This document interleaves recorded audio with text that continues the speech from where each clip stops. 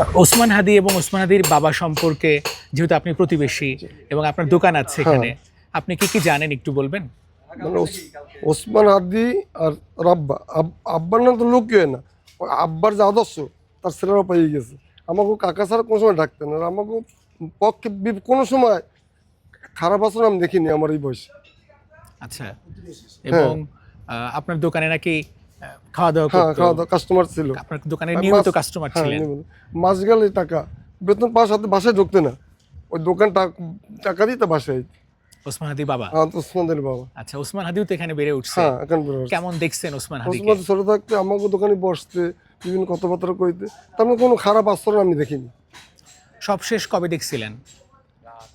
অনেক মানে মানে কবে দেখছিলেন তাকে সর্বশেষ? হ্যাঁ, 10 উঠতে যাই 10 মানে বছর হ্যাঁ, আগে দেখছিলেন?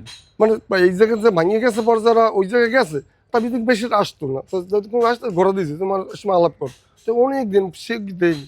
মানে একেবারে ছোটবেলা হ্যাঁ, থেকে এখানে বেড়ে উঠছে, হ্যাঁ। তারপর তো অন্য জায়গায় চলে গেল। তারপর অন্য জায়গা চলে এই বাসা ছিল, তারপর কাস্টমার জায়গা কিনি না রাব্বাই করে দিয়ে গেছে, ওই জায়গায় গেছে, এটা ভাড়া দিচ্ছে।